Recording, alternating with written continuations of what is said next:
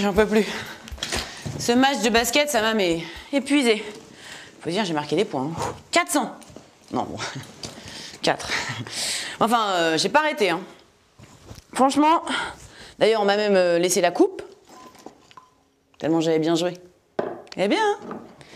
Un mot. Qu'est-ce que c'est? Je suis sûre que ça doit être de mon entraîneur. Il doit être trop fier de moi. Vous êtes trop passive lors du jeu. Vous devriez participer davantage afin de marquer plus de points. J'en ai marqué des points. Moi, trop passive? Non, je suis pas d'accord. Hein. Non, enfin, trop passive, j'ai quand même marqué 4 points.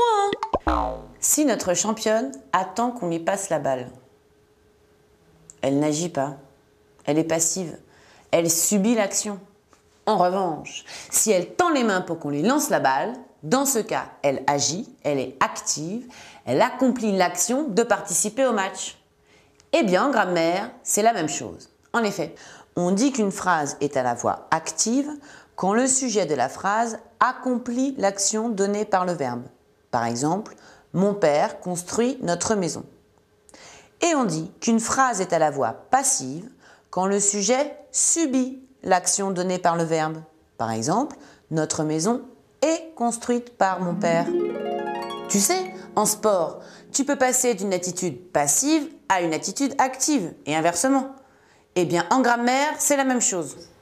Comment ça? Oui, en grammaire, tu peux transformer une phrase passive en phrase active et inversement. Bon, allons voir comment ça se passe. Essayons ensemble de comprendre comment transformer une phrase à la voix active en phrase à la voix passive. Prenons un exemple. Mon père construit notre maison. Mon père est ici le sujet. Il accomplit l'action de construire. Construire quoi? Notre maison. Notre maison est ici COD, complément d'objet direct. Nous sommes bien dans le cas d'une phrase à la voix active, puisque mon père, le sujet, accomplit l'action donnée par le verbe. Passons maintenant cette phrase à la voix passive. Notre maison est construite par mon père. Regardons toutes les transformations qu'il y a eu. Souvenez-vous, mon père était à la voix active sujet. Là, à la forme passive, il est devenu complément d'agent, introduit par le petit mot par. Notre maison, à la voix active, était COD. À la voix passive, notre maison est devenue sujet. Sujet qui subit l'action d'être construit. Nous sommes donc bien dans le cas d'une phrase à la voix passive. Et avez-vous remarqué qu'il y a aussi un changement au niveau du verbe?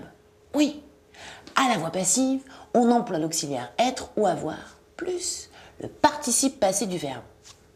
Attention, hein, pensez à bien faire l'accord du participe passé quand cela est nécessaire. Résumons tout cela sous forme d'un tableau. À la voix active, le sujet accomplit l'action. À la voix passive, le sujet subit l'action.